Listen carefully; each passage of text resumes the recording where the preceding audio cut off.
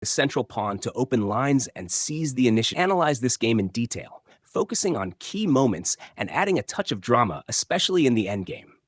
Hasher opening phase. The game opens with white advancing the d-pawn, aiming for central control. Black responds symmetrically, setting up a classical pawn structure.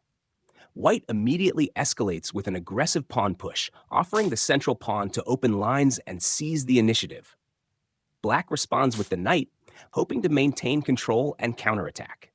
The tension escalates quickly when white exchanges the central pawns, drawing black's queen out into the open. White's c4 move challenges the queen and forces it to retreat to a less optimal square, while white advances the d-pawn, gaining space and pushing black's pieces back. Middle game.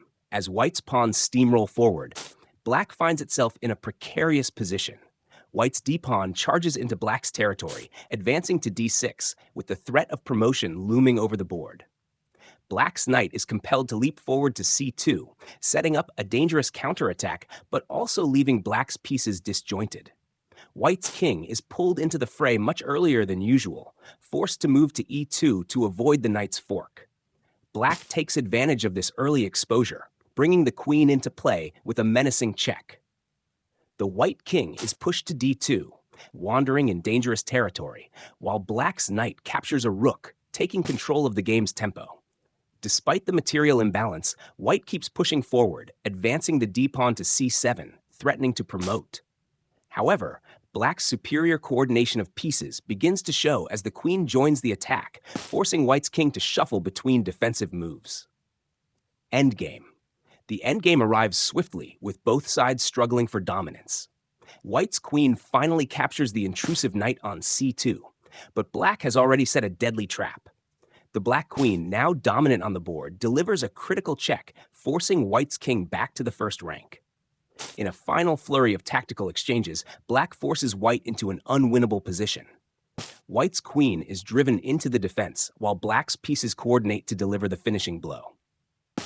White tries to trade queens in a desperate attempt to relieve the pressure, but black cleverly avoids the exchange and captures white's pawn on b1, creating an unstoppable threat. The crucial moment comes when black's bishop joining the fray locks down white's king, sealing the game. With a final, devastating rook check, black corners the white king, forcing resignation. Conclusion. In this battle, white's early aggression and central dominance were met with calculated counterplay from black. The key to black's victory lay in exploiting the exposed position of white's king, using superior coordination of pieces to turn the tables. Despite white's valiant efforts to press forward with the advanced pawns, black's tactical precision and control of key squares ultimately decided the game. Don't forget to see?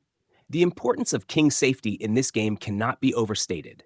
White's early king moves left it vulnerable, allowing black to capitalize with a series of checks and tactical strikes that led directly to the win. This game is a prime example of how even a slight lapse in king safety can lead to a swift and decisive end.